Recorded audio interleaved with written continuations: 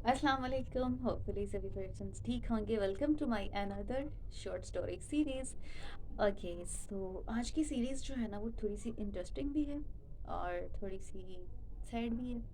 ठीक है, गेस करें कि ये किन के बिटवीन होगी।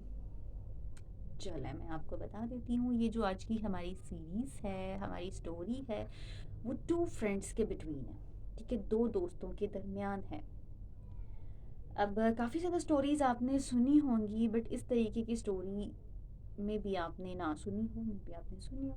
ठीक है, तो जो भी है, बहरहाल आपने जो है वो स्टोरी के एंड तक हमारे साथ बने रहना है। ठीक है, ताकि आप इंटरेस्टिंग स्टोरीज़ को सुन सकें और मज़ीद मुझे सपोर्ट मिल सके आप लोगों की। इसी तरीके से जब आप सपोर्ट करेंगे तो ऑब्वियसली हम नेक्स्ट भी अपना जो है वो कुछ ना कुछ करते रहेंगे। ठीक है, प्रोसेस कंटिन्यू रखेंगे। ओके, किसी पर्सन ने मुझे पूछा था कि आप क्या करती हैं। मैं जो है वो CSS की स्टूडेंट हूँ।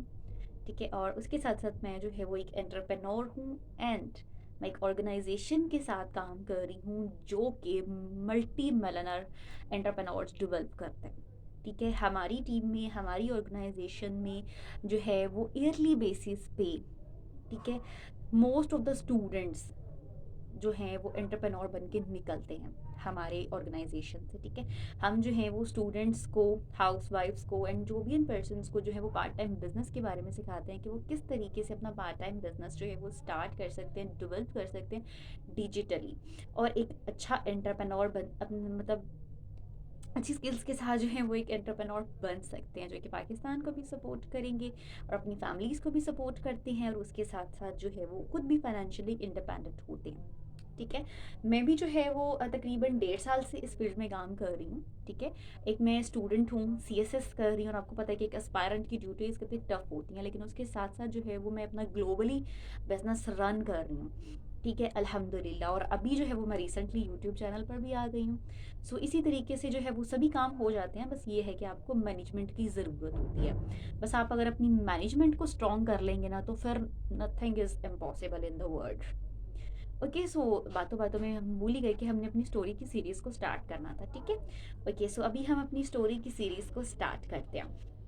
Okay, story between two friends, जैसे कि मैंने आपको बताया, दो दोस्त होते हैं। ठीक है, एक गांव में रहते हैं, और वो जो है ना वो रोज़ उनका काम होता है कि वो अपनी स्टडीज़ के साथ साथ ना थोड़ा बहुत अपने, समझ लें कि फाइनेंशियली इंडिपेंडेंट भी हो रहे हैं। तो वो क्या करते हैं कि डेली बेसिस पे ना उनके पास एक समंदर होते हैं, तो वो वहाँ पर रोज़ जाया करते हैं और वहाँ से जाके ना वो शेल्स इकट्ठी किया करते हैं। ठीक है, डिफरेंट किस्म के शेल्स जो है ना वो वहाँ से इकट्ठे करते हैं समुद्र के किनारे से। तो वो रोज़ जाते होते हैं वहाँ से, दोनों दोस्त जो है ना वो मिलके अपने शेल्स को इकट्ठा करते हैं, सेल आउट करते हैं एंड जो है वो अपना स्पेंड करते हैं, अपनी मनी जो भी करना हो उन्होंने करते हैं। ठीक है, उस एक दिन जो है वो सुबह सवेरे उठते हैं दोनों फ्रेंड्स, और जो है वो सेम एज इट इज़ अपने काम पर जाते हैं अपनी शेल्स को इकट्ठा करने के लिए। और वहाँ पर जब वो जाते हैं समुद्र के किनारे, तो एक जो दोस्त होता है ना उसको काफ़ी बड़ा शेल मिल जाता है, जाते ही ना उसको सबसे बड़ा शल मिल जाता है। ठीक है, तो जो दूसरा दोस्त होता है ना उसको बहुत हैरत से देखता है, बहुत हैरत के साथ ना उसकी तरफ देखता है कि इसको आते ही देख लो, इतना बड़ा शेल मिल गया कि तो काफ़ी महंगा होगा, और जो है वो समझ लें कि इसकी तो लॉटरी लग गई, ये हो गया वो हो गया। इस तरीके से ना वो वहम गुमान पालता है और ख़ुद को कोसता है कि मेरी किस्मत अच्छी नहीं है, मैंने जो है वो मुझे कुछ नहीं मिला, ये हुआ वो, मैं अब इससे भी बड़ा जो है ना वो हसद करना शुरू कर देता कि मैं अब इससे भी बड़ा शेल जो है ना वो ढूंढ के दिखाऊंगा इसको, और मैं जो है वो ज़्यादा पैसे कमा लूँगा इससे ज़्यादा। ठीक है, बेसिकली मकसद तो उनका यही है कि उन्होंने पैसे कमाने हैं। तो वो इस तरीके से क्या करता है कि मुझे जो है वो मज़ीद शेल चाहिए बड़ा इससे।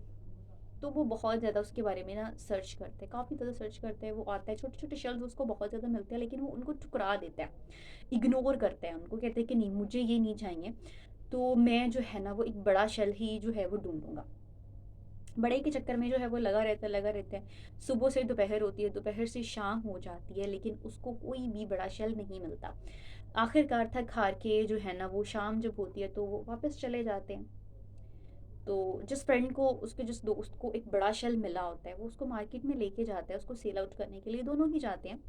तो वो शेल जो है ना वो 500 रुपये का ठीक है, वो शेल जो होता है वो 500 रुपये का सेल होता है, जो उसने एक बड़ा शेल इकट्ठा किया होता है। उसके साथ साथ उसके पास कुछ छोटे छोटे शेल्स भी होते हैं, वो उनको सेल करता है, तो वो 1500 के होते हैं। मतलब वो 3 गुना ज़्यादा होते हैं उससे, एक बड़े की निस्बत जो है वो वाले जो शेल्स हैं वो 3 गुना ज़्यादा होते हैं। तो जो दूसरा उसका फ्रेंड होता है ना, वो कहते हैं कि भाई ये क्या माज रहा है, ठीक है, ये क्या माज रहा है कि मतलब इसने तो जो है वो छोटे छोटे शेल्स की कीमत ज़्यादा लगाई और बड़े शेल की कीमत जो है वो कम लगी है। तो वो उस वक्त सोचते हैं कि मैंने जो है वो कितने शेल्स को ठुकराया है, तो अगर मैं ना ठुकराता तो मेरे पास भी ये सारा कुछ होता है। तो वो अपने दोस्त को बोलते हैं कि तुम्हारे पास तो एक ही बड़ा शेल था, तो फिर ये छोटे शेल्स तुम्हारे पास कैसे आए। उसने कहा कि जब तुम उन शेल्स को ठुकरा रहे थे, ठीक है, जो जो तुम्हें रास्ते में मिल रहे थे, तुमने उनको ठुकराया, तो मैंने उन शेल्स को जो है ना वो इकट्ठा करना शुरू कर दिया, जो छोटे शेल्स थे। तो मैंने उन शेल्स को इकट्ठा किया, और इकट्ठा करके मैंने उनको जमा कर लिया, तो मेरे पास एक बड़ा शेल भी हो गया और छोटे छोटे शेल्स भी हो गए। तो अब देखो कि उस शेल की कीमत जो है वो बड़ी है, मतलब जो छोटे छोटे शेल्स हैं उनकी कीमत ज़्यादा है।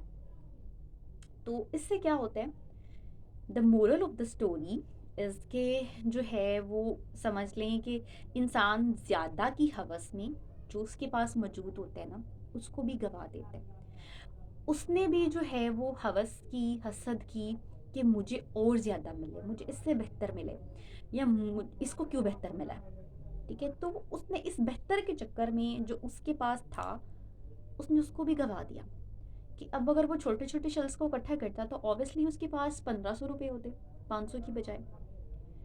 तो वो ये चीज़ है कि जब हमें जो है वो अल्लाह ताला जितनी चीज़ से नवाजते हैं, हमें उस पर शुक्र अदा करना चाहिए और हमेशा बेहतरी की दुआ करनी चाहिए।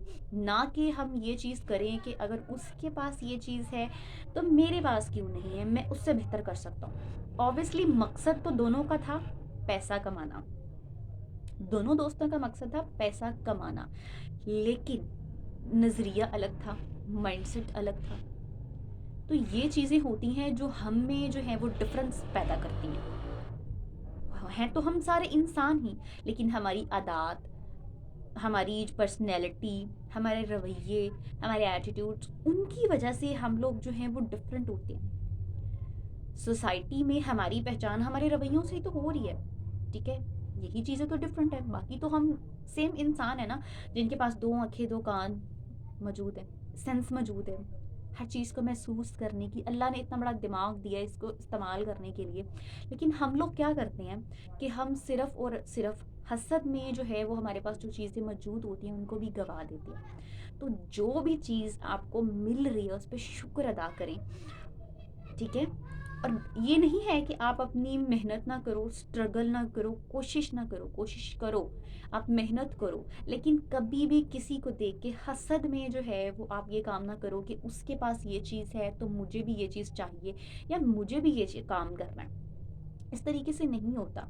आपके पास जो है आप उस पे शुक्र अदा करो और अपनी ज़िंदगी के लिए बेहतरीन की दुआ करो, बेहतर की दुआ करो। अल्लाह ताला से दुआ करो, मेहनत करो और एक सही रास्ते में जाके सबकी भलाई के साथ-साथ जो है वो अपनी अ, जो भी विशेज़ हैं उनको पूरा करें, जो भी आपके गोल्स हैं उनको पूरा करें, ठीक है। होप्स हो कि आप लोगों को समझ आ गई होगी कि मैंने स्टोरी को जो है वो आप लोगों के साथ क्यों शेयर किया। तो बस यही चीज़ है कि आप जो हैं वो कुछ लोग, सारे ऐसे नहीं होते, कुछ लोग होते हैं जो दूसरों को देख के हसद करते हैं, हसद ना भी करें तो उनके दिल में एक ख्याल आता है कि उसके पास ये चीज़ मौजूद है तो मेरे पास क्यों नहीं है। तो आप उस चीज़ को पाने के लिए कोशिश करो, मेहनत करो, दुआ करो, ना कि जो आपको मिल रहा है आप उसको ठुकरा दो।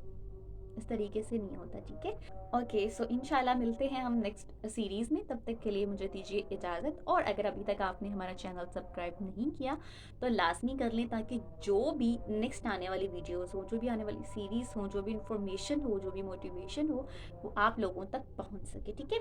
और उसके साथ साथ जो है वो मैं आप लोगों के साथ इस सीरीज़ का जैसे ही हमारे साथ एंड होगा तो मैं आप सभी पर्सनस के साथ जो है वो CSS का जो है वो सिलेबस शेयर करूँगी।